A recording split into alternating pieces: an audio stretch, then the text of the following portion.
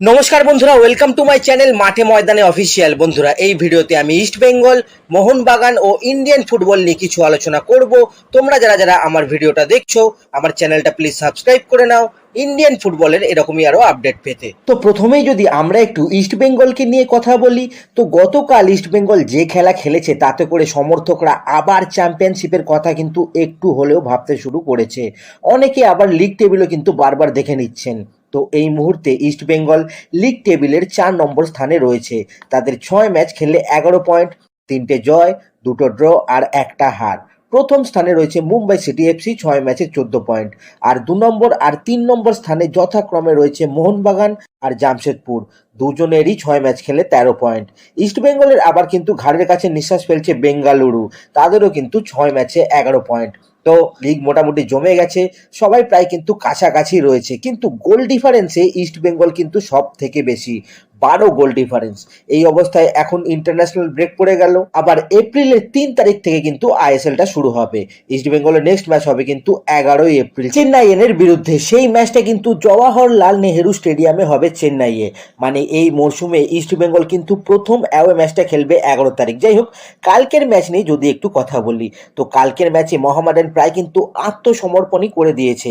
এর আগেও ম্যাচ খেলেছে মোহামেডান, কিন্তু এরকম হার তারা হারেনি।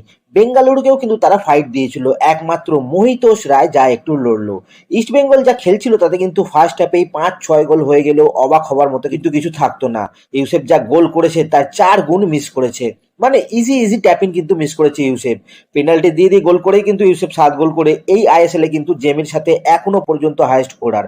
নইলে ওপেন প্লেতে কিন্তু মিসের পর মিস করেছে ইউসেফ, এই স্বভাবটা কিন্তু তাকে পাল্টাতে হবে। যাই হোক, কালকে কোচের পরিকল্পনা ছিল কিন্তু যত সম্ভব তাড়াতাড়ি গোল তুলে নিতে হবে, সেই জন্য প্রথম থেকেই কিন্তু অ্যাটাকিং ফুটবল খেলছিল সাউলরা। আর সেরকমই খারাপ খেলেছে কিন্তু মোহামেডান, আর থেকেও খারাপ খেলেছে গোলকিপার পদম ছেত্রী।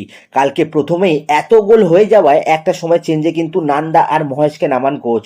অনেকদিন পর এই দুজনের খেলা দেখে কিন্তু ভালো লাগলো। নান্দা তো ব্রিলিয়ান্ট খেলেছে, 7 গোলের মধ্যে কিন্তু নান্দার গোলটাই বেস্ট গোল। দর্শকরা নান্দাকে নিয়ে মজা করে উইং করছিল বলে কোচ কিন্তু আবার এটা প্রেস কনফারেন্সে পয়েন্ট আউটও করেছে। তিনি কিন্তু সমর্থকদের প্লেয়ারদের পাশে থাকতে বলেছেন। যাই হোক, নান্দা কালকে কিন্তু কামব্যাক করেছে, এটা কিন্তু বলাই যায়। অপরদিকে ডেভিডও কালকে কিন্তু অনেকক্ষণ ম্যাচ টাইম পেয়েছিল, কিন্তু সহজ সুযোগ নষ্ট করেছে ডেভিডকে যদি আরো চান্স পেতে হয় তাহলে কিন্তু এই সহজ 1v1 গোলগুলো কিন্তু করতে হবে।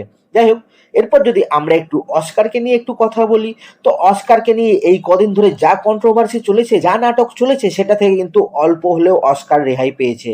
সাথে কিন্তু অস্কার এটাও জানিয়ে দিয়েছেন যে এই বছরটাই কিন্তু অস্কারের লাস্ট বছর। বারবার সে কিন্তু প্রেস কনফারেন্সে এই কথাটাই মেনশন করেছে যে এই বছরটাই তার কিন্তু শেষ মরশুম ইস্ট বেঙ্গলে। মানে পরের বছর আর কিন্তু কোচ হিসাবে অস্কার ব্রুজোকে কিন্তু ইস্ট বেঙ্গলে দেখা যাবে না।